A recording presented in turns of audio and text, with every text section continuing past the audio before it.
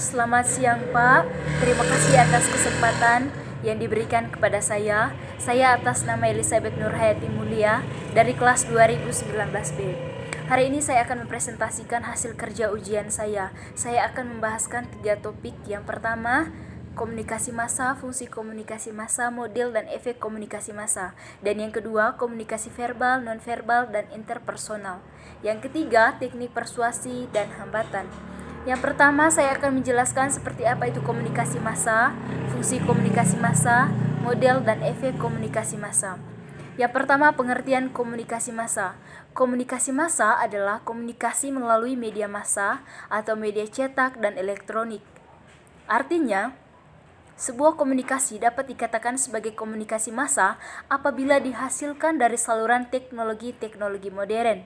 Komunikasi massa sendiri berasal dari pengembangan kata media of mass communication.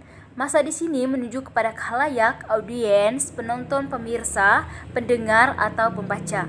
Yang kedua, fungsi komunikasi massa. Yang pertama, fungsi informasi. Fungsi ini merupakan fungsi saling utama dalam setiap komunikasi massa. Yang kedua, fungsi hiburan. Fungsi hiburan ini muncul dengan hadirnya media massa yang mampu memenuhi kebutuhan akan hiburan masyarakat. Yang ketiga, fungsi persuasi. Jika diperhatikan secara mendalam, komunikasi massa mencoba untuk memberitahu dan mengajak seseorang untuk paham atas informasi tersebut. Yang ketiga, efek komunikasi massa. Salah satu hal yang tidak terlepas dari komunikasi massa adalah komunikasi massa memiliki efek. Efek muncul dapat diketahui melalui tanggapan khalayak yang digunakan sebagai umpan balik dari komunikan atau audiens. Menurut Nuruddin, mengutip dari Keith R. dan John E. Bowes, berikut merupakan tingkatan efek komunikasi. Yang pertama, efek primer. Komunikasi massa dapat mempengaruhi sikap seseorang, media pula yang menentukan pembentukan persepsi karena sumber informasi dalam pembentukan persepsi berasal dari media. Yang kedua, efek sekunder, kognitif atau perubahan pengetahuan dari sikap. Efek sekunder kognitif lebih menyangkut pada kesadaran dari pengetahuan, menjadi tahu, sadar, ingat, dan kenal. Yang kedua, perubahan perilaku atau menerima dan memilih. Efek perubahan perilaku yang dihasilkan oleh penerima menjadi sama atau bahkan berbeda sekali dengan apa yang dikomunikasikan. Yang ketiga, efek behavioral. Efek behavioral merupakan akibat yang timbul pada diri khalayak dalam bentuk tindakan atau kegiatan. Yang kedua, komunikasi verbal dan nonverbal dan interpersonal. Yang pertama, pengertian komunikasi verbal adalah bentuk komunikasi yang menggunakan tulisan ataupun lisan. Bentuk komunikasi ini membutuhkan alat berupa bahasa yang outputnya yaitu berupa ucapan atau tulisan kata-kata.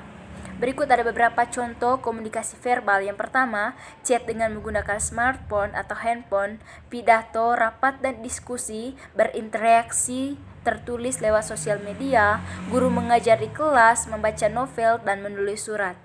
Yang kedua, komunikasi nonverbal adalah komunikasi yang tidak menggunakan bahasa secara langsung. Hal seperti lambaian tangan untuk menyatakan selamat tinggal itu adalah contoh yang paling sederhana. Yang ketiga, komunikasi interpersonal, yaitu proses penukaran informasi atau komunikasi yang dilakukan dua orang atau lebih secara langsung maupun dengan media yang bertujuan untuk memperoleh reaksi atau feedback dalam bentuk verbal ataupun nonverbal. Contohnya saat kita mengobrol dengan teman kita, dosen, keluarga, dan lain-lain.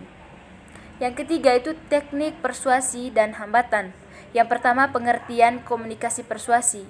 Persuasi adalah suatu cara yang menyampaikan informasi menggunakan teknik tertentu yang bertujuan membujuk dan mengajak seseorang agar melakukan sesuatu sesuai anjuran dengan kesadaran sendiri, kini maupun akan datang sehingga mengubah sikap dan perilaku pembaca. Yang kedua itu ada hambatan dalam komunikasi persuasif. Selain adanya faktor-faktor yang mempengaruhi komunikasi persuasif, sebagaimana tersebut di atas, terdapat juga ada beberapa faktor-faktor yang menjadi penghambat dalam komunikasi persuasif. Yang pertama, hambatan psikologis. Yang kedua, hambatan sosiologis. Yang ketiga, hambatan semantik. Dan yang keempat, hambatan antropologis. Yang kelima, hambatan ekologis. Dan yang keenam, hambatan mekanik. Pada umumnya, hambatan-hambatan dalam komunikasi persuasif dapat diselesaikan oleh dua faktor utama, yaitu faktor mekanistis komunikasi manusia dan faktor psikologis. Selain itu, hambatan dalam komunikasi persuasif juga dapat diselesaikan dengan dogmatisme, stereotip, dan pengaruh lingkungan. Dan itu adalah beberapa faktor yang mempengaruhi komunikasi persuasif dan hambatan dalam komunikasi persuasif. Baik, terima kasih Pak. Saya sudah menjelaskan beberapa topik tadi. Sekian saja materi dari saya.